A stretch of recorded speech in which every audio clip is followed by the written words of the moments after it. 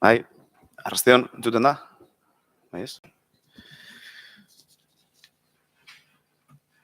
Hasiera emango txegu 2024ko maiatzeko ohiko osoko bilkurari, eta lehenengo puntue, 2024ko apirilaren 25ko osoko bilkuraren bideoaktaren onespena, hala badagokio. Aprobación si procede de la videoacta del 25 de abril del 2024.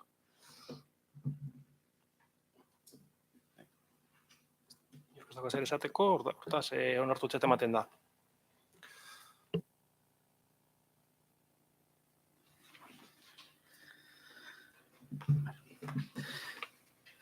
Bigarren puntue, 2022-2024 espedientea, ogasun eta barne erregimeneko informazio batzordean irizpena, 2024ko transferentzia eranskiaren bigarren aldaketari buruzkoa.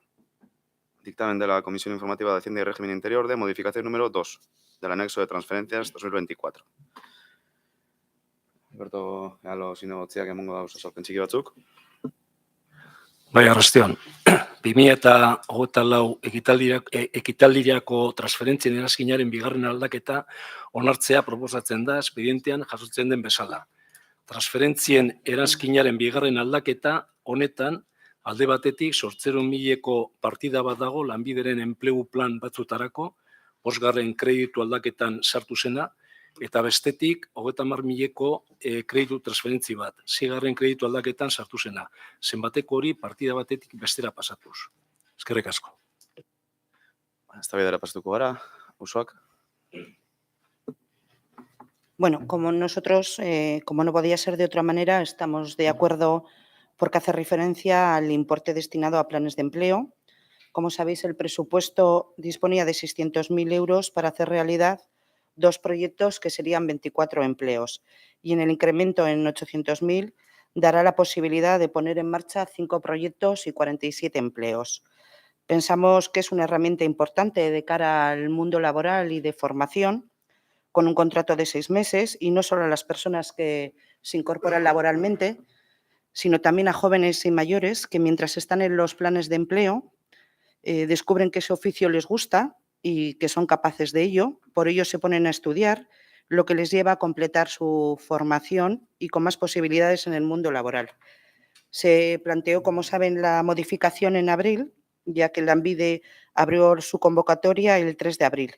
Fue este el momento en que conocimos la oferta de Lanbide para los ayuntamientos solicitásemos la ayuda y poder hacer los planes de empleo.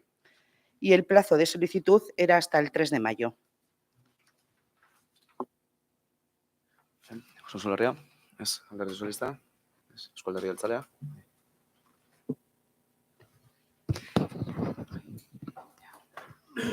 Bueno, en esta ocasión volvemos a llamar un poco la atención sobre la obligación que establece el mandato legal que se refiere al régimen de subvenciones y en el que se debe tratar en régimen de concurrencia competitiva para garantizar los principios de transparencia, objetivo y igualdad, como hemos mencionado muchas veces. Y este ayuntamiento se sigue, a nuestra manera de ver, abusando de la concesión nominativa. Lo que sí es claro es que con el abuso de las subvenciones nominativas es imposible, como hemos dicho en multitud de ocasiones, es imposible la planificación de recursos públicos y la fijación de unos objetivos concretos en un determinado plazo. Está claro que hay una falta de previsión, a nuestro modo de ver, severa en cuanto a las subvenciones. En ellas, y estimamos que en muchas otras cosas. No hablamos de si son justas o no, que probablemente lo sean. Hablamos de planificarlas. Hablamos de transparencia, de eficiencia, mediante un sistema de concurrencia competitiva para hacer unas subvenciones más eficaces que nos permita, además, a medio o largo plazo, saber si cumplen o no los objetivos. Hablamos, en definitiva, de una mejor gestión de los recursos públicos. En otro orden de cosas, aunque las consecuencias terminan siendo las mismas, la previsión de gasto de transferencias corrientes desde el comienzo de este ejercicio, del ejercicio presente, tal como se indica en el informe de la intervención, ha pasado a ser, por mor de las modificaciones e incorporaciones de crédito continuadas, de 4.204.538, arriba abajo, a 5.298.000, es decir, más de 1 millón de euros. Eso decíamos, claro está, en el pleno del mes pasado.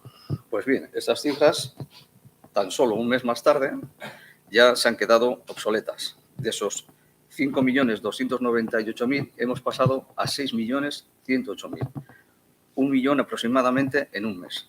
Es decir, haciendo una rápida panorámica, observamos que desde ya la superada previsión de gasto para el ejercicio de 4.204.538, por mor de ese sinfín de modificaciones de todo tipo, hemos superado ya en 2 millones de euros esa previsión de gasto. Casi nada. Claro, esto sin contar la otra sorpresa que nos tienen preparada en un siguiente punto, con otra modificación presupuestaria de 3.349.433. Pero es que es más, si nos ceñimos estrictamente al anexo de transferencias corrientes, que es de lo que va este punto, básicamente, que hablamos básicamente de subvenciones, hemos pasado en un mes de 4.166.000 euros a 4.968.000. Casi 1 millón más. Este es el panorama que hay y estamos todavía en mayo. No hay control para el déficit que se está generando y las previsiones de gasto son imposibles a día de hoy de planificar y conocer, porque se gestionan los recursos económicos un poco a salto de mata. Está claro que lo que vale hoy, pues mañana, quién sabe si será eficaz y correcto. Euskal Herria Bildu. Bai, abrasiko naz lehengoko puntutik, transferentzien erazkinaren aldaketari buruz esan denari dagokionez, ez gaude batere ados. Barkatu, No compartimos la idea de que existe una falta de planificación en las subvenciones y tampoco que la concesión directa se haya convertido en la regla general. Y a los datos me remito. En el Plan Estratégico de Subvenciones para el periodo 2024-2027, por cierto, aprobado por decreto el 16 del 5 de 2024, se señalan los distintos procedimientos de concesión de subvenciones. Dirulaguntza guztien 42,69 konkurrentzia bidez ematen dira. 21,86 zuzenak dira. Interes publiko, sozial edo humanitarioko arrazoiengatik. 1,7,43 izendunak, nominatiboak dira. Eta gainerako 1,7,82 konkurrentzia izendunak berdin dio.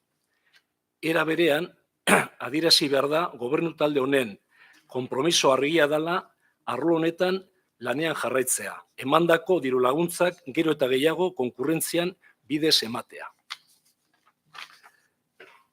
Bigarren puntua transferentzia arruntari buruz, esan duzuna, batzuetan datu bat inolako zehatasunetan sartu gabe ematen denean, ez jakitea edo herritarrak nahasteko estrategika bat izatea posible da. Ez jakite hutsa bada, nik berriro esango dut, nire telefonoa zuen eskura dauela zuentzat lagungarri izan daiteken edo zertarako. Baina estrategia alderdikoia bada, hori arriskotsuagoa iruditzen zait. Eta beraz, zifra hori zehazteko eskatuko nizueke. Eskerrik asko. Bigarren txanda pastuko gara, osoak. Bai, referente a los objetivos que comentaba el concejal del PNV, en el caso del plan de empleo, le voy a leer tal como viene literalmente. Tal y como se extrae del artículo 3 de las convocatorias de subvención, el objeto y finalidad de los planes de empleo son aumentar la empleabilidad de personas con dificultades especiales de reinserción laboral, que se cumplen. Potenciar su cualificación y o sus competencias personales y motivación. Dichos objetivos son difícilmente cuantificables porque, por ejemplo, como en el caso de la motivación, son objetivos cualitativos. Aún así, como todos los planes de empleo incluyen formación, se podría decir que el 100% de los usuarios potencian su cualificación. Algunos, sobre todo el colectivo más joven, decide reorientar su formación cursando algún grado o ampliando sus conocimientos, apuntándose a cursos que ofrecen entidades como Lanbide, siendo este uno de los objetivos de los planes. Los objetivos se cumplen. Sansolrea, Alderdi Sozialista, Euskal Herria Jeltzalea. Ahí. A ver, yo te agradezco, Alberto, que es verdad que en las comisiones informativas y muchas veces que hemos hablado, realmente tú siempre es abierta y en eso pues lo tengo que agradecer. No obstante, estos datos que he pasado o de los que he hablado realmente están basados en los informes de la intervención. O sea, yo no me estoy inventando nada, las cifras son las que son. Y es evidente que las subvenciones nominativas son preponderantes por encima de la concurrencia competitiva. Y es también notorio y significativo que en 2 meses ha habido 2 modificaciones presupuestarias y lo que se incrementan básicamente son las subvenciones nominativas. Y en algunos casos estarán justificadas, pero en otros no. O desde luego son de dudosa justificación. Y es también evidente que un mes tras otro los informes de la intervención recogen que no se está llegando a un criterio de concurrencia competitiva de manera general en las subvenciones y que hoy en día se sigue optando por la subvención nominativa como manera más óptima de gestionar las subvenciones. Y eso es así. Y también es, y acabo, palpable y notorio que en prácticamente 5 meses, pues entre modificaciones, cambios en el ingreso de transferencias, altas de créditos, etcétera, pues llevamos más de 2 millones de créditos adicionales. Y entonces, de que al final son los datos y que el presupuesto de esta manera pues queda absolutamente desvirtuado de lo que se aprobó en diciembre a lo que realmente hoy en día es el presupuesto. Y llevamos ya en total, en global, 7 modificaciones presupuestarias en lo que va de año. Y que el déficit, como diré en otro punto, pues está aumentando de manera exponencial.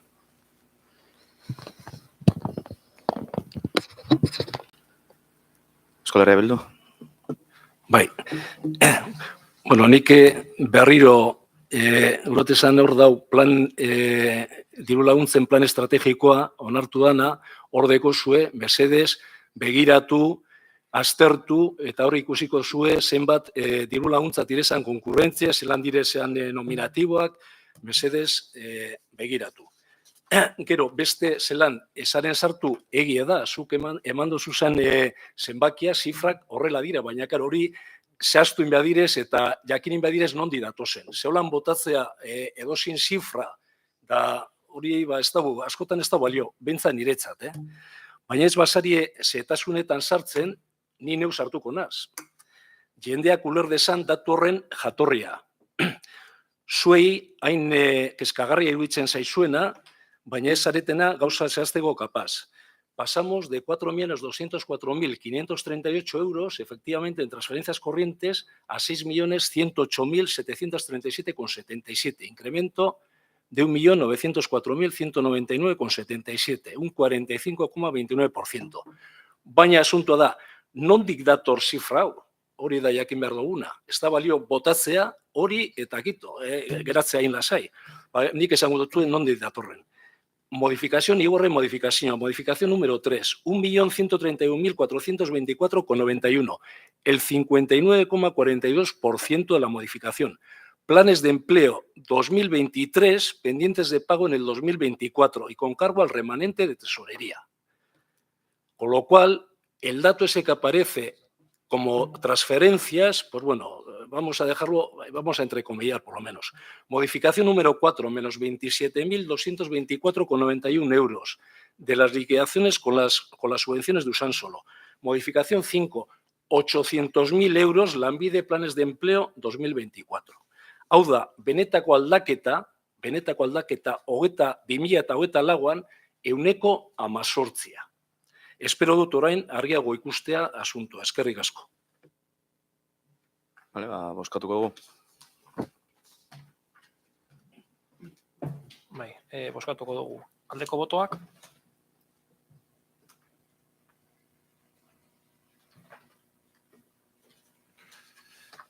Kontrako botoak. Abstentzioa.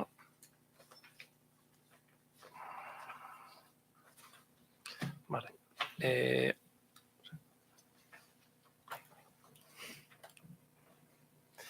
Bai, auzoak alde, Usansolo Herria alde, PS abstentzioa, EAJ abstentzioa, EH Bildu alde, hortaz onartua geratzen da.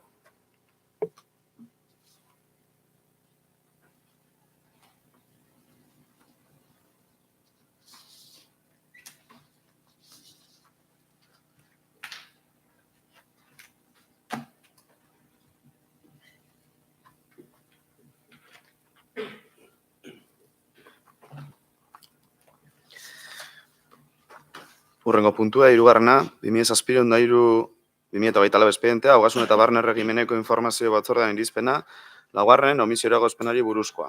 Dictamen de la Comisión Informativa de Hacienda y Régimen Interior de omisión de reparo número 4. Albertok, ogasun zinegotziak azalpen txikia mongo dago.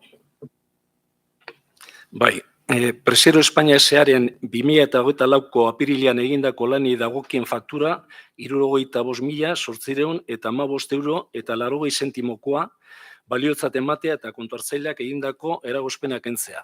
Kontratazio prozesuak irauten dauen bitartean Presero enpresak zerbitzua emoten jarraituko dau Galdakoko udalaen. Gobernu talde honen idea da ahalik eta lasterren Usansolok zuzenean beregan hartzea zerbitzu hori emotegatik dagokion kostua. Nola nahi be, kontratu barria Galdakoko udalarako bakarrik lizitatuko da. Gaurko osoko bilkuran zerbitzu hau kontratatzeko onarpena eskatuko da. Eskerrik asko. Eztabaidara pasatuko gara, osoak, Usansolo Herria, Alderdi Sozialista, Eusko Alderdi Jeltzalea, bai, Alfredo.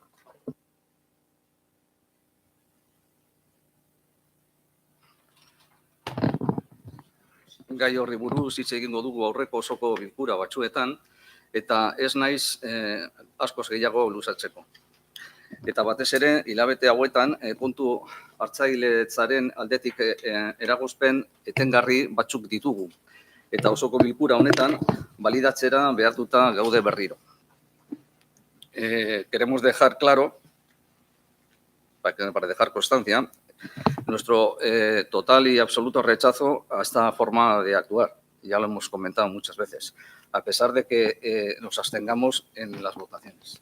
Todos los expedientes de contratación, prórrogas incluidas, deberían llevarse a cabo con previsión suficiente, en tiempo y en forma.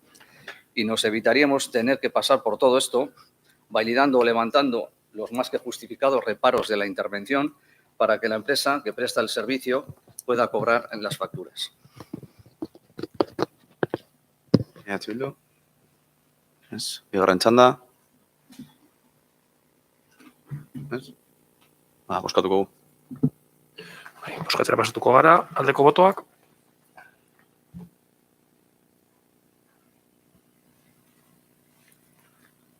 Kontrako botoak. Abstentzioa.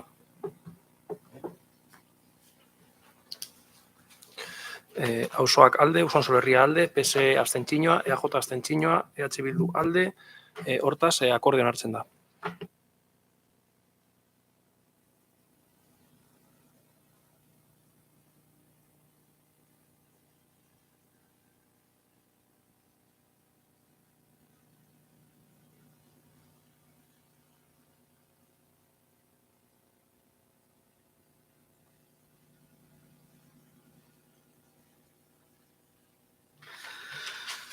Hurrengo puntue, 4. 1933-2024 espedientea, ogasun eta barne erregimeneko informazio batzordaren irizpena, 7. kreditu aldaketari buruzkoa. Dictamen de Comisión Informativa de Hacienda y Régimen Interior de modificación de crédito número 7.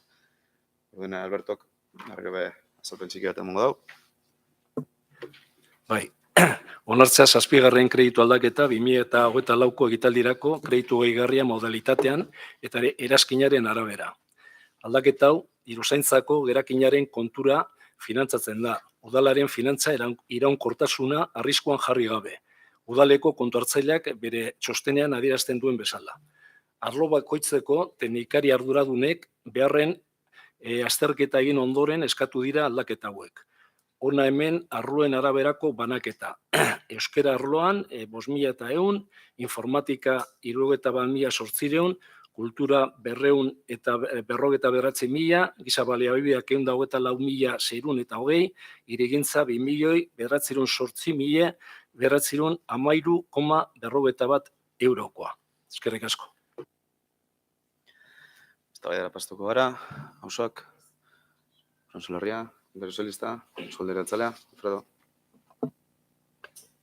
Bueno, pues un poco más de lo mismo, ¿no? Si se suele decir que mayo suele ser el mes de las flores, pues para este ayuntamiento el mes de mayo es el mes de las megamodificaciones presupuestarias. Acordémonos, el año pasado, por estas mismas fechas, el equipo de gobierno pues aprobó una modificación presupuestaria por nada más y nada menos 14 millones de euros en vísperas electorales. Bueno, pues este año, en el mismo mes, nos presentan otra modificación presupuestaria por un importe de 3.349.000. Y como he dicho en un punto anterior, es la séptima modificación en 5 meses, a más de modificación por mes. Altas o incorporaciones de crédito frecuentemente por una falta de previsión presupuestaria o con un efecto propagandístico, modificaciones en el anexo de transferencias corrientes, subvenciones, es decir, aumento destinados a subvenciones nominativas, sin saber muchas veces a santo de qué, por mucho que nos haya comentado Alberto que lo importante es el objetivo, es que muchas veces no sabemos cuál es el objetivo o por qué se hacen. Transferencias de dinero de unas partidas a otras, a menudo con escasa o dudosa justificación, modificaciones amparadas en acuerdos marco que parece ser valen para casi todo. Lo cierto es que todo vale para una política de gestión económica donde, a nuestro modo de ver, falta planificación y lo que se dan son bandazos a lo largo y ancho del presupuesto municipal que se aprobó en diciembre. Esta es la seña de identidad. Donde digo, se modifica hasta el anexo de inversiones y todo vale.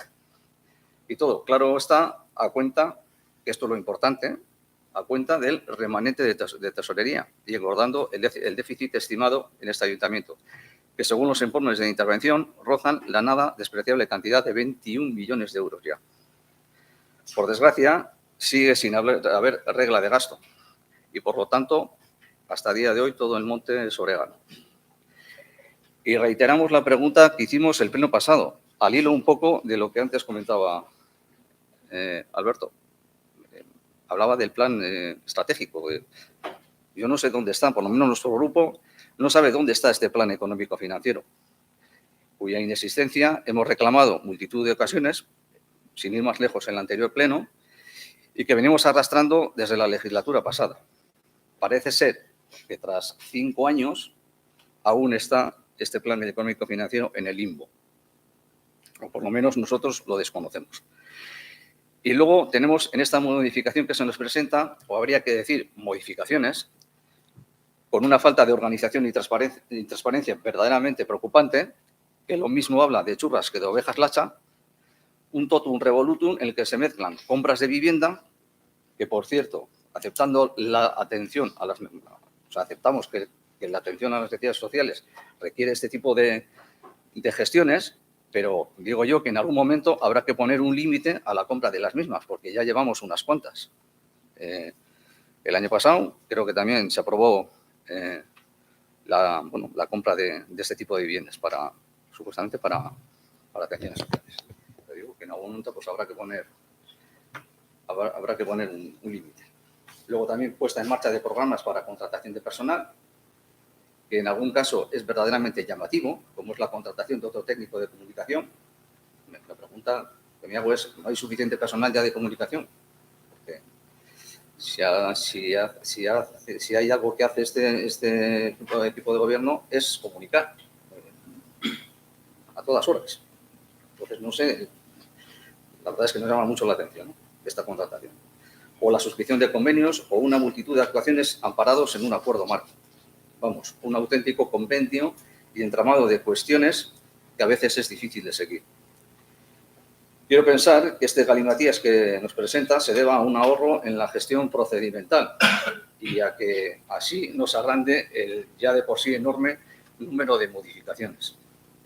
Y que no se deba a una estrategia para que pasen más desapercibidas determinadas cuestiones que de ir solas serían más de difícil digestión, o peor aún, para obligar a los partidos de la oposición a votar un todo o nada, cuando de haber sido repartida en diferentes modificaciones y expedientes, sería más fácil y adecuado tratamiento. Incluso se podría apoyar algunas y otras quizás no.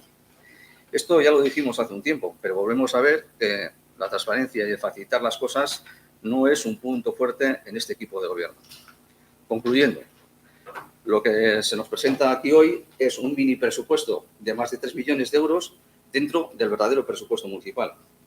Lástima que la legislación vigente no deje llevar a cabo presupuestos semestrales en vez de anuales o quizás trimestrales, porque lo que está claro es que para este equipo de gobierno que se apruebe en diciembre un presupuesto pues es una mera formalidad, ya que después de 5 meses este presupuesto es absolutamente irreconocible, por mor de las continuas modificaciones y añadidos en sus principales partidas.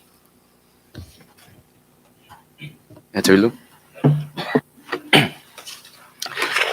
Bueno, gogoratzen zaituet, iazko irailaren osoko bilkuran egin nuen bezala, 2016an egin zenduezan 20 aurrekontu aldaketak. 2017an egin zenduezan 11 aldaketak. Edo 2018an egin zenituzten 8 aurrekontua apirilean onartuta. Eta abar, eta abar. Kreditu aldaketak tresna bat gehiago dira udalaren aurrekontu kudeaketaren barruan. Beti ere, jakina, udalaren finantza iraunkortasuna arriskuan jartzen ez badute, kasu honetan bezala. Gaurko kasuan, proposatutako aldaketan sartzen diren ekintzetako batzuk aipatuko ditut. Euskara arloan aplikazio informatikoak. Informatika arloan aplikazio eta ekipo informatikoak. Kultura arloan Torrezabalen audio sistema berria, plataforma jasotzaile mugikortasun urriko pertsonentzat. Giza baliabideak 3 programa barri sortzea.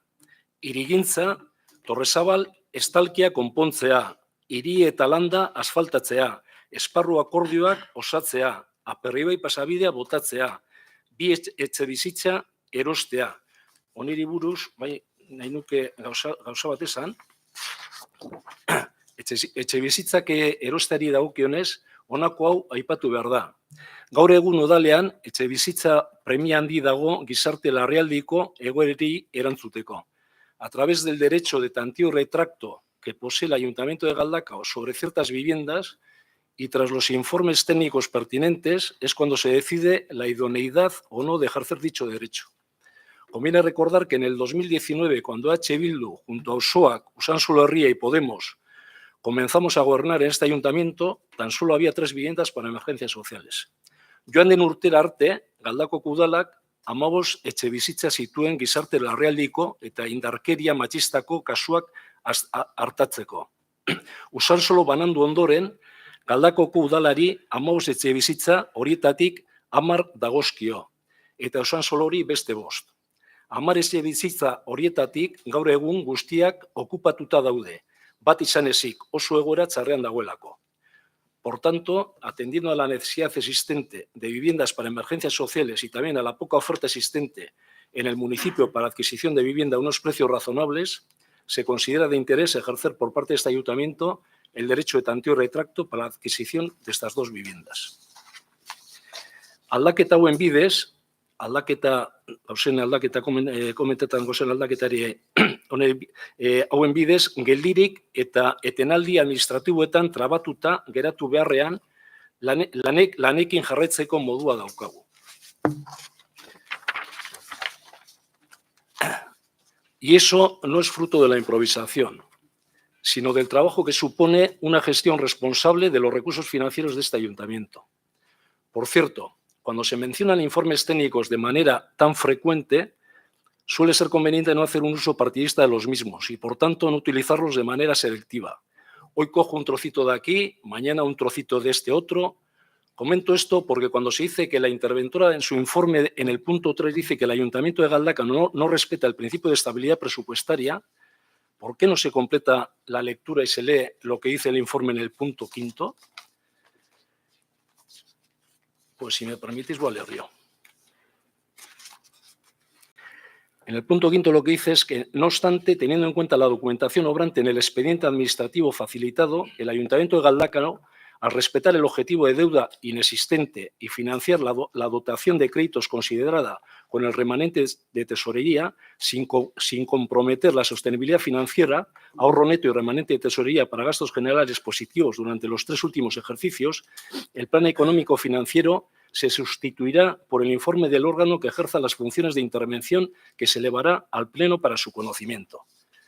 Y en el informe de sostenibilidad, la interventora de este ayuntamiento termina diciendo: se puede concluir que la presente modificación presupuestaria no compromete la sostenibilidad financiera del Ayuntamiento de Galdacao en los términos establecidos por la norma foral 5/2013 del 12 de junio. Eskerrik asko. Bigarren txanda.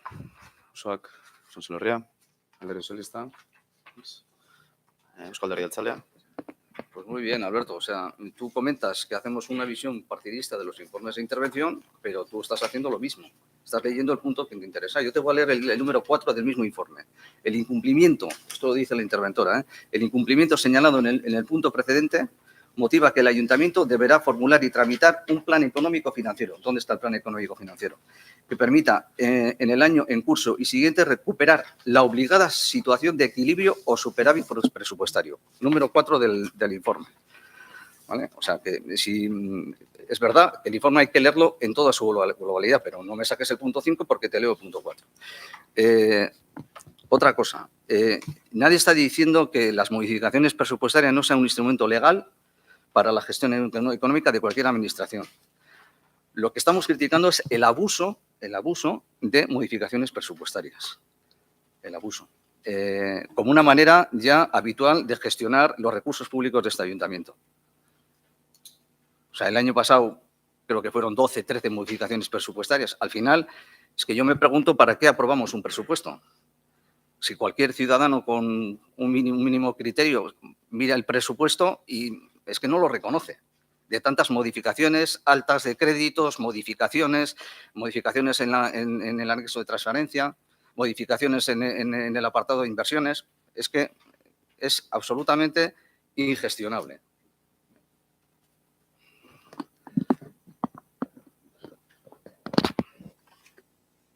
Arrastión. Quería un poco rematar el discurso de mi compañero Alfredo en el sentido de que cuando Alberto Ealo hace referencia al informe de la interventora en el punto número 4, se limita al punto del orden del día de la modificación que estamos tratando hoy. EAJ-PNV llevamos hablando de los informes de intervención y de los informes de tesorería desde prácticamente el 2020-2021. Quiero decir, no es el primer pleno en el que mi compañero Alfredo hace referencia a todo este tipo de cuestiones, ¿no? Cuando hablamos de los presupuestos ordinarios, de los generales, ahí también hay informes y de verdad le agradecería al señor Ealo que no sé, hablase de cuestiones partidistas, de que leemos lo que nos interesa, lo que no nos interesa. Creo que los informes son claros. Las veces que hemos venido aquí hemos leído los puntos correspondientes a lo que pone de alguna manera en jaque a la estabilidad económica de este ayuntamiento y en ese sentido simplemente no vamos a obstaculizar ninguna modificación presupuestaria, pero permítannos que podamos votar una abstención por no estar de acuerdo en cómo se están haciendo las cosas, apoyados siempre en los informes de los técnicos. Mire, en el punto número 3 del día de hoy, este pleno ha traído el tener que superar, por decirlo de alguna manera, un reparo puesto por intervención también respecto a las facturas no pagadas de la empresa Precero.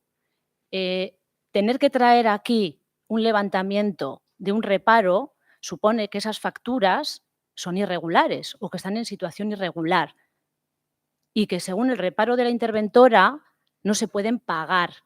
Entonces, se tiene que traer aquí, poniendo una vez más encima de la mesa, las votaciones de los grupos políticos aquí presentes para poder levantar ese reparo. Y AJPNV ha votado abstención, que podíamos haber votado un no perfectamente, porque no sabemos cuando un técnico o una técnica, no sé si es la palabra correcta, pero se inhibe de alguna manera o dice este es el reparo y es incuestionable y hay que traerlo a pleno para levantarlo, eso supone que en un momento dado esa decisión no sabemos qué repercusiones puede tener en un futuro por ser facturas irregulares. Quiero decir, esto es un compendio de muchas cosas y, por supuesto, que hay cosas que se están haciendo correctamente y con las que estamos de acuerdo y no se nos caen los anillos por decir que estamos de acuerdo. Pero hay cosas, como las que comenta mi compañero Alfredo, pues que son un totum revolutum y que del presupuesto que nosotros aprobamos a finales de 2023, pero eso nos ha pasado todos los años, ahora mismo es irreconocible. ¿Qué es necesario? ¿Que son necesarias las modificaciones presupuestarias? Sí, en muchos casos. En otras igual no tanto. Y simplemente aclarar esta cuestión. Es que ricasco. Bai. Bueno, nik gauza batzuk ez berriro bueltatzearren, gauza batzuk esan aldodaz altua, baina ez argi hau. Gorotezan, txostenak hor dauz, eta bakotza baki zer emia dauzen eurekaz.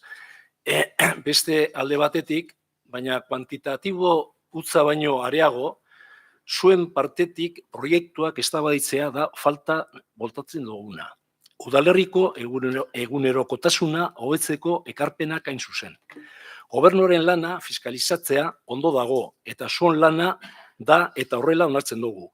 Baina horretaz aparte, eta lehen esan dudan bezala, zuen ekarpenak ere faltan botatzen dira. Eskerrik asko. Bai, nik ere, arrastiondan hori, nik ere esan nahiko nuke zerbait, EAJ-ko zinegotziak esan duenean eta entzun dio dalako esaten enmascarados en acuerdos marco eta modificación de las inversiones eta hori orduan hori entzun dudanez gustatuko litzaidake apur bat azaltzea modifikazio edo referentzia egin dituen aldaketa horiek zertan oinarriturik dauden, ezta? Orduan, arlo teknikoak aurrekontuan partida berriak sartzeko proposamena bideratu du eta aldaketa horiek 2 multzotan banatu ditu. Eta Ricky Martinen abestien estribilloa baino astunagoa izan naiteken arren, batzordean azaldurik daudelako, banan azalduko ditut gure arlotik bideratutako aldaketak. Ez daudelako enmascarados en acuerdos marco edo horrelako gauzetan entzun dudanez lehen. Lehenengo multzoan, esparru akordioaren mekanismoaren bidez gauzatzeko beharrezkoak diren aldaketak, argiteria publikoa zaindu eta mantentzeko zerbitzua, urte bukaeran egoten dira ja aurre ikusita lan batzuk, eta gero urtea aurrera joan ahala, lan berriak sortzen direnez, argiteria publikoa mantentzeko zerbitzuaren esparru akordioaren bidez, aurre ikusten den aukera, horretaz baliatuz, oraingoan 60.000 euro gehiago jarri ditugu, 120.000 eurora heldu arte. Espazio publikoak, hiri altzariak eta zentro publikoak mantentzeko, kontserbatzeko, konpontzeko eta hobetzeko zerbitzuak ere, inbertsietako esparru akordioa dauka. Eta urte hasieran aurreikusita izan genuen arren 186.000 euroko jarduketak izan genituen, orain jadanik ja ikusi ditugu eta aurreikusi ditugu beste 303.000 euro gehiago jartzeko 500.000 eurora heldu arte. Bilketa neumatikoko sistemarekin, berdina gertatzen zaigu, bilketa neumatikoko sistemak baditu busoiak eta konponketa berriak egiteko orduan ikusi danez aldaketak egon beharko direla eta berriztuin beharko direla busoiak, 280.000 euro gehiago jarri dira horretan akordioak izten digun moduan. Bigarren multzoan, hemen, eta ez dinot nik, txosten teknikoak adierazten dute, ustekabeko kasuen ondoriozko kaltea konpontzeko beharrezkoak diren jarduketak egiteko, bai eta ondatutako eremua konpontzeko edo konponketa horiei lotutako beste jarduketa batzuk egiteko eskatzen diren kreditu aldaketak dira. Orduan, hor jartzen ditugu asfaltatze lanak, badagoelako lan diagnostiko bat, eta egin duguna diagnostiko bat, non esaten digun zeintzuk dira tokirik txarren dauden tokiak, eta horretarako 500.000 euro bideratu ditugu. Gero, Aperribaiko pasabidea eraisteko lanak egiteko 385.000 euro jarri ditugu, baina beti ere aldundiak baimena ematen badigu berria jartzeko. Torrezabal kulturretxeko estalkia eta markesina konpontzeko 600.000 euro, gaur egun dagoen estalkia Torrezabal kulturretxean, altuera desberdinetan dauden teilatu egalek eta markesinak itokinak dituztelako eta eusta erasoak izan dituztelako. Beraz, gure teknikariek egineko eta gainbegiratutako edo gainbegiratu duten proiektuaren aurrekontua, neurri horretakoa denez, 0.000 eurokoa, horregaitik jarri ditugu 0.000 euro horiek.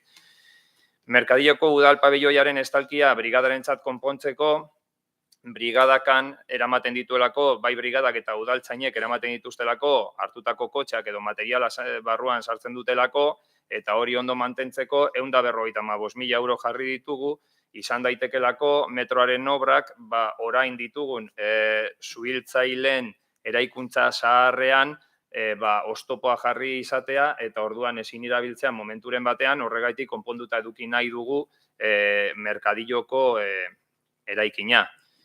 Gero, egiako patioaren estalkia konpontzea, 130.000 euro, itokinak ditu, eta beraz, konpondu egin behar delako. Eta kurtzeko pilotalekuan berdina gertatu da, filtrazioak egon dira, eta aurre ikusten ez genuen gastu bat egin behar izango dugu, hor ere bai, 50.000 euro. Eta gero badaude, informatikako lizentziak berriztu behar direla, eta elizaldeko bide bat konpondu behar dira. Eskerrik asko. Azalpen guztiak entzun da, edo eztabaida amaituta, bozkatuko dugu. Bozkatuko dugu. Aldeko botoak.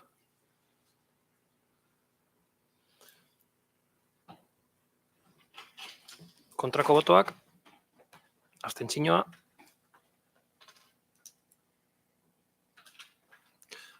Auzoak alde, Usansolo Herria alde, PS abstentzioa, EAJ abstentzioa, Euskal Herria Bildu bai, alde, hortaz, onartutzat ematen da.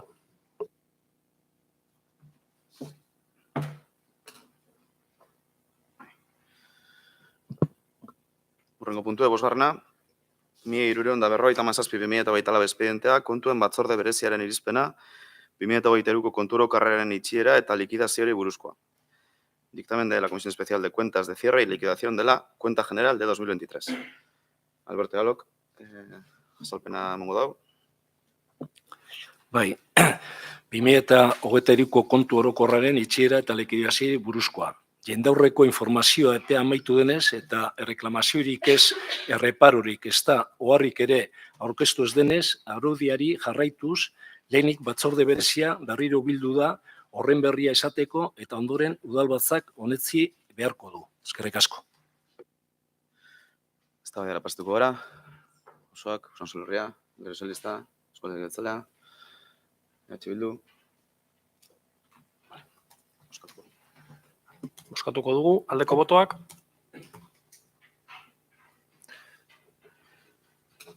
Kontrako botoak. Abstentzioa.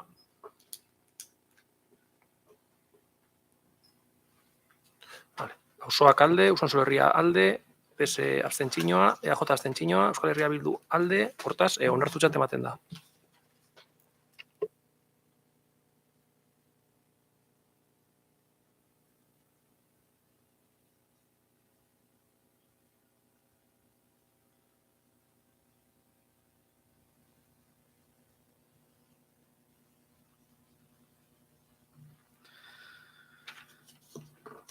Seigarren puntue, 3.923/2023 espedientea, lurraldeko informazio batzordean irizpena, hiri hondakin solidoak bildu eta garraiatzeko zerbitzua kontratatzeko baimena emateko.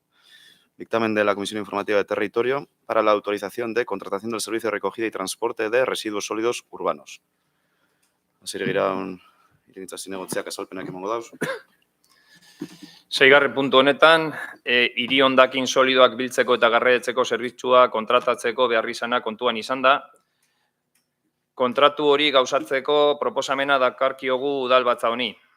Obra eta zerbitzuen arduradunak txostena egin izanik, behar hori ezinbestekoa dela Galdakoko udaletxeak momentuz behar hori erantzuteko baliabide nahikorik ez duelako adierazten du. Proposamen honek 4 urterako luzapenik gabeko kontratua hartzen du, bere baitan 7.418.181,79 euroko balio osoa duelarik, beza kontuan izan gabe. Kontratazio arloak udal idazkariaren adostasun oharrarekin txosten juridikoa egin zuen 2024ko maiatzaren 13an eta udal kontu hartzaileak indarrean dagoen udal aurrekontuan kreditu nahikoa eta egokia dagoela adierazi du. Zerbitzuen kontratazioa denez, kontratuen legearen 156. artikuluan eta hurrengoetan araututako prozedura irekia erabiliko da. Prozedura honetan interesa duten enpresa buru guztiek proposamen bat aurkeztu ahal izango dute. Lizitazioaren iragarkia kontratatzailearen profilean argitaratu eta egon beharko da. Proposamenak aurkezteko epea behintzat 35 egunekoa izango da. Lizitazio iragarkia Europar Batasuneko argitalpen bulegora bidali eta hurrengo egunetik kontatzen hasita. Osoko bilkurari dagokio, zerbitzu honi dagokionez, kontratazio organo gisa aritzeko eskumena. Beraz, beharra, baldintzak, gastua eta kontratoren lizitazioa onartzea eskatzen diogu. Eskerrik asko. Baidara pastuko gara. Osoak. Usansolerria. Bueno, arrastion. Kontratu honetan hito historiko bat dago. Usansoloko udalak bere kabuz kudeatuko du lehen kontratu potola da. Eta, egia da, horrek atzerapena ekarri dau Galdakorako kontratazioen. Eta esforzo berezi bat Galdakoko udaleko teknikarien bai izan da. Eta, hori Usansolotik eskertzen dugu hori.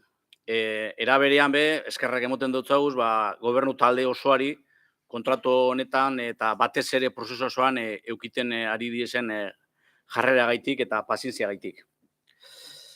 Segregazio prozesua gauza berria da guztiontzat, eta batez orain hasieran gauzek esfortzu handiagoa suposatuko deusku. Baina ez dugu zalantzarik guztion aliginegaz arazorik barik konponduko direla. Pausoak emoten ari gara Usansolo gure kabuz antolatzeko, eta horren adibide bat da hori, hiri hondakin solion eta kontratue, eta beraz postekoa da, eta eskerrik asko guztioi. Alderdi Sozialista. Eskerrik asko, arratsaldeon. Bueno, este contrato o esta propuesta que se trae hoy a debate es un asunto para el municipio bastante importante, no solo por el importe que supone, que ya de por sí denota la importancia, ¿no?, del tema a tratar, sino porque la gestión de los residuos en nuestro municipio es un aspecto fundamental de cara a la calidad de vida en nuestro municipio, a cuestiones de civismo, de salubridad, de higiene. Por tanto, es algo que impacta, ¿no?, en el día a día de nuestros vecinos y vecinas, y también porque es un asunto muy importante desde el punto de vista de la calidad ambiental, de la huella ecológica que deja la actividad en nuestros municipios, desde el punto de vista de la transición ecológica, por lo que sí que queríamos intervenir en este punto del orden del día para hacer algunas consideraciones y para explicar por qué nos vamos a abstener, ¿no? Nos vamos a abstener porque no vamos a votar en contra, es una de las razones. No vamos a votar en contra porque entendemos que es importante que Galdakao tenga un contrato en esta cuestión, y porque tampoco hay otra alternativa. Y sobre todo porque es necesario, porque esto hace meses que se tenía que haber hecho. De hecho, llevamos meses sin contrato en vigor. Se ha mencionado ya el tema de las facturas que se han tenido que pagar fuera de contrato. La prórroga forzosa terminó el 31 de diciembre y venimos ya asistiendo a sucesivos plenos en los que facturas relacionadas con este servicio se tienen que debatir su pago porque se está trabajando fuera de un contrato vigente, ¿no?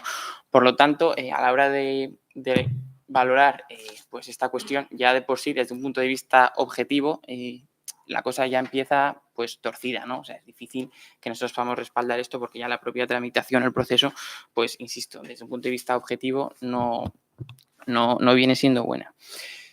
Por otro lado, respecto al modelo de gestión, ¿no? Sí que venimos tiempo detectando desde el principio de la existencia de este gobierno, de hecho, que desde EH Bildu se proyecta pues, una confusión bastante importante con respecto a cuál es el modelo de gestión de este tipo de servicios que se quiere desarrollar. No, seguimos sin saber cuál es el modelo de Bildu ni sin saber qué es lo que se piensa al respecto, ¿no?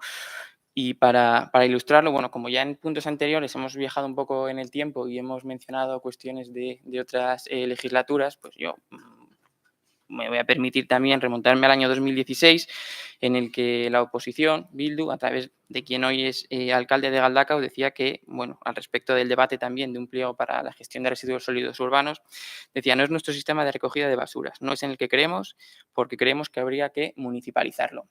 Entonces, evidentemente, nosotros respetamos el derecho de cualquier persona que participa en política a cambiar de opinión, a evolucionar o a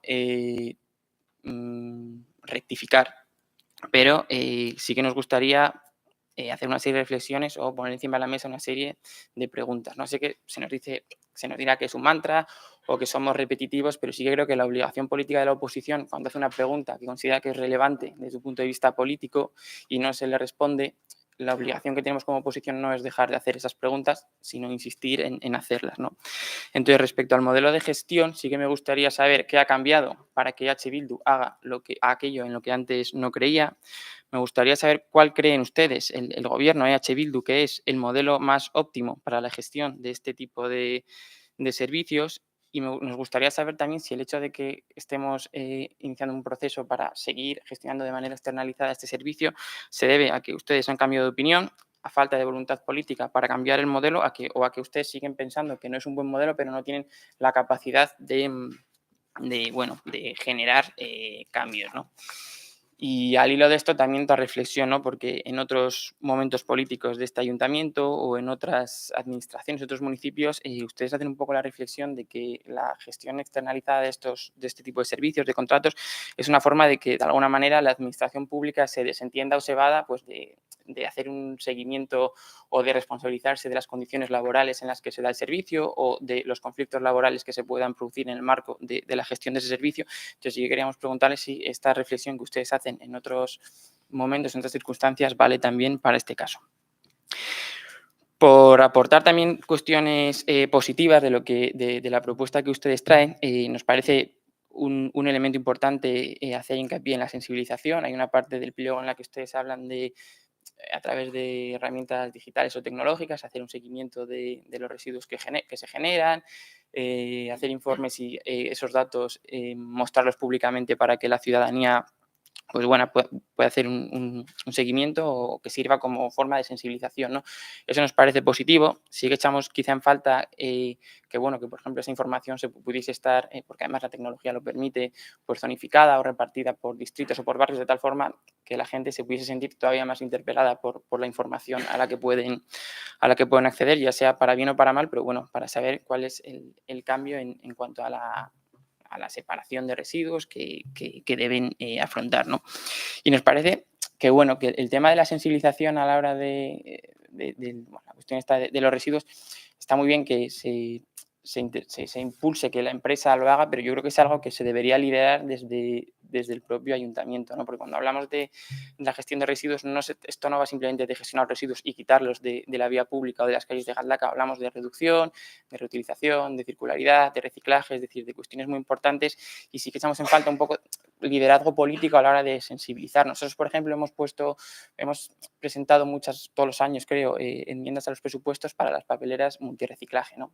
Que desde un punto de vista práctico, pues igual no es la revolución final en cuestión de separación de residuos, pero sí que es un elemento de educación ambiental importante, porque sobre todo quienes usan las papeleras son los niños se habitúan a separar y generan una serie de hábitos que pues tienen su desarrollo en otras etapas de la vida. Entonces, sí que echamos en falta sensibilización en esta cuestión por parte del ayuntamiento y liderazgo político en ese sentido, y no dejarlo en manos de forma un poco abstracta de la empresa adjudicataria de las campañas de sensibilización que pueda hacer. Y siguiendo en esa falta de intervención o de liderazgo político que percibimos un poco en la forma que tiene de afrontar este servicio el ayuntamiento, sí que vemos un exceso muy importante de delegación de determinadas decisiones en la que sería la empresa adjudicataria, ¿no? Por ejemplo, es notorio que hay barrios en los que la escasez de contenedores pues es manifiesta y las quejas de los vecinos al respecto es manifiesta.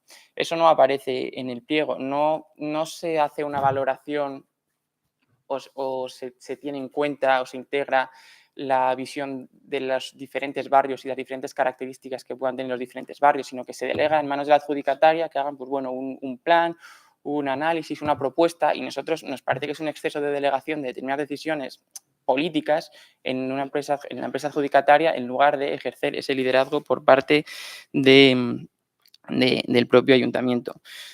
Una reflexión un poco de propina, pero bueno, que no es exactamente objeto de este pliego, pero bueno, se habla de la recogida neumática, de las posibles modificaciones que la cuestión de la recogida neumática pueda sufrir en el marco del desarrollo del contrato. Sí que nos genera la duda leyendo eso de si este ayuntamiento tiene algún tipo de previsión de ampliar la recogida neumática a otras zonas de Galdakao o no. Sé que no es objeto del pliego, pero bueno, lo dejo en el aire por si en el desarrollo del debate se puede responder a esta pregunta.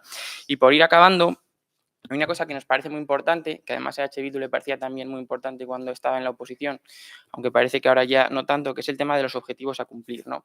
Hay normativa europea que marca unos objetivos muy ambiciosos para los Estados miembros de la Unión Europea, que lo voy a leer, y es que en 2025 se recicle un 70% de los metales ferrosos y residuos de vidrio, un 60% de los envases, un 75% del papel y el cartón, un 50% de los residuos plásticos y de aluminio y un 25% de madera. Por decirlo, bueno, de manera más general, el objetivo es reciclar el 55% de los residuos urbanos en 2025, el 60% en 2030 y el 65% en 2035. Si uno se fija en los datos publicados, nosotros nos hemos fijado en el informe anual del Observatorio de Residuos de Vizcaya, que el último que se publica es en el año 2022, la recogida en masa en Galdakao supone más del 73% del total, es decir, que la recogida selectiva es poco más del 26%, lo cual nos lleva a poner sobre la mesa una serie de preguntas o cuestiones. La visión, la gestión o la planificación con la que el ayuntamiento propone el pliego para efectuar este servicio, no vemos que esté de ninguna manera orientada al cumplimiento de estos objetivos. Entonces, nuestra pregunta es si se ha hecho algún análisis de la evolución o de las tendencias en cuanto al cumplimiento o al acercamiento al cumplimiento de esos objetivos para diseñar este pliego. ¿Qué valoración hacen del no cumplimiento de los objetivos hasta ahora a la hora de diseñar el pliego? ¿Qué se propone para mejorar esa tendencia y acercarnos a los objetivos? ¿Creen ustedes que es posible acercarse a esos objetivos o cumplirlos con este sistema? ¿Y de quién es la responsabilidad en caso de que no se cumplan los objetivos? Evidentemente, no es culpa del ayuntamiento ni es Galdakao un lugar, un municipio excepcional en cuanto al no cumplimiento de los objetivos, pero la misma responsabilidad al gobierno municipal que ustedes reclamaban en otros momentos, pues estaría bien que se hiciesen cargo de ella. De hecho, volviendo otra vez un poco al pasado, cuando ustedes estaban en la oposición, decían también en boca de quien ahora es el alcalde de Galdakao, es imposible lograr esos porcentajes con lo que ha habido hasta ahora y con el plan que se ha puesto en este pliego. Claro que es posible llegar a los números de Europa. Con estos sistemas, no. Otra cosa es la voluntad de que se quiera cambiar el sistema, lo cual nos lleva, y ya sí que voy acabando, a dos preguntas. ¿Cuál es la voluntad de cambio de este equipo de gobierno con respecto a la gestión que se ha hecho hasta ahora y de qué manera está plasmado en estos pliegos? Y si consideran que ustedes han cambiado el sistema y que ahora estamos mejor orientados para cumplir estos objetivos. Desde nuestra visión, una cuestión como esta, una política que tiene una importancia fundamental en el municipio, peca de continuista y de poco ambiciosa. Y bueno, por el momento eso es todo. Es que ricasco.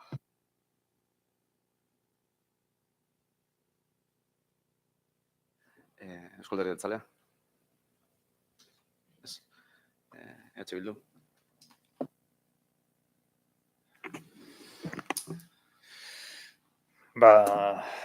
Galdera asko izan dira orain danak batera erantzuteko. Ni saiatuko naiz erantzuten aldituan guztiak. Printzipioz hitz egin duzu 2016ari buruz eta guk daukagun edo udal gobernu honek orduan alkatearen hitzetan esan duzun bezala, esan zituen gauzak mantentzen ditugun ala ez. Printzipioz, orain arte, aurreko 4 urteetan, aurreko legegintzaldian egon ginenean, geneukan udal gobernu bat, non akordio batzutara heldu behar izan ginen, eta akordio horiek betetzeko, zuk deitzen duzuna kontinuista edo egin behar izan genuen, eta horrela mantendu dugu. Baina hemendik aurrera, nik uste dut, aldaketa etorriko dela, eta bagabiltza hainbat eta hainbat kontratutan begiratzen, kudeaketa gurea izan ziteken eta langileak guk udaletxetik kontratatu ditzakegun ikusten. Agian hau, zabor bilketarena ez da izango kontraturik errezena izateko kudeaketa zuzenekoa. Badituelako hainbat faktore alde batetik, langileria, gero badaude materiala eta gero badago makinaria, eta guzti hori sartzen da proiektu honen edo kontratu honen barruan. Baina badaude beste batzuk begiratzen ari garenak eta seguruenik legegintzaldi honetan proposamenak izango ditugunak zuzenean kontratatzeko.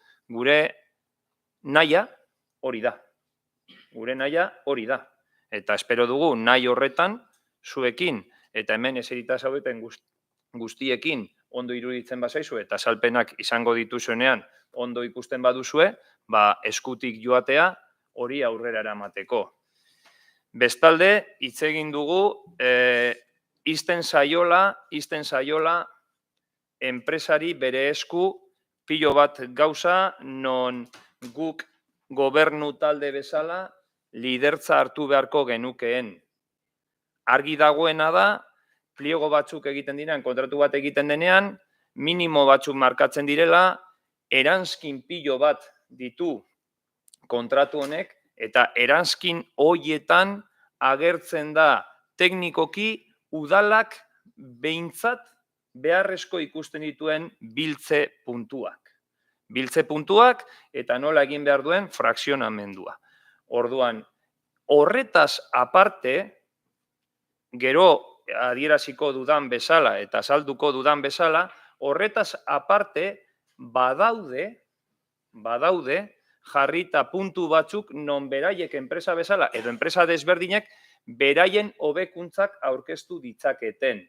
Horrek ez du esan nahi, hobekuntza horiek ez direla gainbegiratuko eta hobekuntza horiek ez dituztela hemengo etxeko edo udaletxe honetako teknikariek baloratuko dagokien moduan.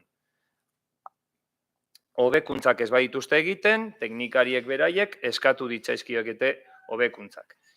Beti ere bideratuta egongo da, eta hemendik ere aurrera ikusiko dugu, eta datorren hilabeterako edo hurrengo hilabeteetan ere, badaude plan desberdinak jarriko ditugunak mahai gainean, non bideratuta joango da, sensibilizazio planekin, eta horretaz gain, klima eta energiaren hasiera eman genuenez, eta batzordean komentatu genizuenean bebai, esan genizuenez, hurrengo batzordean izango duzuela mahai gainean zuek, horretan ere, honetaz eta zaborren berrerabilpenaz eta zabor gutxiago sortzeaz ere hitz egingo dugu hoietan.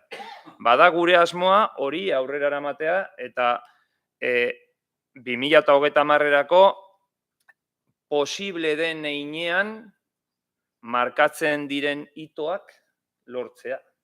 Posible den heinean. Eta alegin osoa egongo da gobernu taldearen partetik, eta espero duzuen gandik ere hori lortzeko.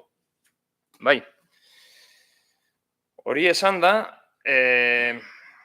kontratu honen sedea, Galdakoko udalerrian hiri hondakin solidoak biltzeko zerbitzua ematea da. Hiri hondakin solidoak biltzeko zerbitzu kontratuarekin hurrengoa lortu nahi da. Oinarrizko plan orokorrean sartutako zerbitzu guztiak asetzea eta kesa edo zirkustantzia berezien aurrean berehala erantzuteko gaitasuna bermatzea, honetarako 1.600.000 euroko lizitazioa aurrekontua bideratuko da, 10% beza barne. Horretaz gain, esleitua suertatzen den enpresak, behar diren giza baliabideen eta baliabide osagarrien kantitatea eta kalitatea jarri beharko ditu zerbitzuaren esku. Hondakinen bilketarekin zerikusia duten zerbitzuetatik sortzen diren beharrak arrakastaz gainditu ahal izateko. Atal honetan, sartzen dira zerbitzuaren barruan sort daitezkeen larrialdi egoerak eta bar. esleituta suertatzen den enpresak, salbuespenezko egoerak arrakastaz gainditu ahal izateko behar diren gizabialbideen eta bedabide osagarrien kantitatea eta kalitatea bermatu beharko ditu. Atal hau, kanon aldakorraren arabera ordainduko da. Dagokion hilean egindako lanen arabera eta behar bezala justifikatuta egon beharko da. Atal honetarako 100.000 euroko lizitazio aurrekontua bideratuko da. Urtean, 10% beza barne. Lan horiek ez egiteak ez dakarkio inolako bete beharrik Galdakoko udalari. Hau da, kanon aldakorreko lanak ez balira egingo, udalak ez lituzke ordaindu beharko. Zerbitzua ematean, herritarra kontratu honen oinarrizko ardatza izango da. Garbiketa zerbitzuak hori kontuan izan da gauzatuko dira eta gaur egun erabilgarri dauden soluzio teknologikoak integratuko dira zerbitzuaren kudeaketa hobetzeko. Kontuan izan da urtero, bai kanon finkoa eta aldakorrarekin 1.700.000 euroko kostu aurreikusten dela, zerbitzu honen lizitaziorako hurrengo valorazioa egingo da eta horrela jakinarazita dago lizitazioko oinarrietan. Alde batetik, automatikoak ez diren ebaluazio irizpideak kontuan izango dira eta proposamenak aurkezten dituztenek 100-48 puntu lortu ahal izango dituzte era honetan. Horrela, kalitate eta kudeaketa planaren arabera 28 puntu lortu ahal izango dituzte. Hondakinak eduki ontzietatik frakzioka biltzeko eta garraiatzeko plana 9 puntu gehiago. Bildutako hondakina zate gaika biltzeko eta garraiatzeko plana 4 puntu gehiago. Hondakinen bilketa neumatiko sistematik frakzioak gaika biltzeko eta garraiatzeko plana 3 puntu gehiago. Eduki ontziak eta haien ingurunea esartzeko, birjartzeko, mantentzeko, konpontzeko, apaintzeko eta garbitzeko plana, eusteko sistemen plangintza eta edukiontzen segurtasuna 3 puntu gehiago. Bilketa informatitzatzeko eta kontrolatzeko sistemak 3 puntu gehiago. Inarrizko planarekin lotutako beste gai batzuk 2 puntu eta P2 prestazioaren plangintza 4 puntu. Proposatzen dituzten makinen arabera ere, beste 15 puntu lortu ahal izango dituzte. Makinariaren kalitate eta kantitate handiagoa 8 puntu, makinen mantentze plana 3 puntu, zerbitzuaren eskura jarritako reserva makinak 4 puntu. Atal honekin bukatzeko, hondakinak banatzeko metodologia eta ekintzak, gehienez 3 puntu eta instalazioen egokitasunak beste 2 puntu. Bestalde, automatikoki ere ematen diren ebaluazio irizpideak ere badaude. Hauek eta beraien balioa 100era heldu arte falta diren 52 puntuak dira eta horrela banatzen dira. Dagokion eskaintza ekonomikoari osoari 40 puntu, emango zizkio gehienez, 7 puntu banatuko zaizkio zerbitzuaren unitateko prezioen baturari, eta azkenik 5 puntu emango zaizkio makinen balioaren arabera, alde batetik makinaria guztia berria aurkezten duten enpresak 2 puntu izango dituzte, eta bestetik makinariaren balio osoa kontuan izanik 3 puntu banatuko dira. Guztira, 100 puntu lortu ahalko dituzte. Esan nahi nuen baita ere, oin gogoratu dudalako, beste galdera bat, dala, zabor bilketa neumatikoa. Zabor bilketa neumatikoa beste alde batetik doa, eta hemen egiten direna da voluminosoak batu. Zabor bilketa neumatikoen puntuetan egiten dituzten hondakin, tamaina handiko hondakinak. Orduan, zabor bilketa neumatikoari buruz egin duzun galdera da, zabor bilketa neumatikoa handiagotuko den. Zabor bilketa neumatikoa bai handiagotu egingo da, eta honen oinarri den zabor bilketaren instalazioak daudenak urreta aldean ematen duten aukera guztiak, aukera guztiak lortu arte handituko da. Eta handituko da, momentuz, urrengo ekintza egingo da, izango da, Kolitzamendi kalea egingo da, eta gero Zuatzaurre, Urtebieta eta Zabalganera ere zabalduko dela uste dugu. Datorren hilabeteko batzordean informazio guztia izango duzue, horretaz ere nahi baduzue. Bai, eskerrik asko. Euskaltegi Jeltzalea. Parkatu, buelta bigarren txanda. Osoak, Sontxolerria, Alderdi Sozialista, Euskaltegi Jeltzalea, eta listo. Bozkatzea pastuko gara. Bai, bozkatuko dugu, aldeko botoak.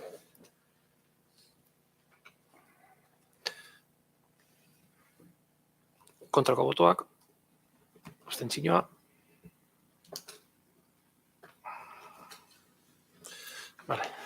Auzoak alde, Usansolerria alde, PS abstentzioa, EAJ abstentzioa, Euskal Herria Bildu alde, hortaz, onartutzat ematen da.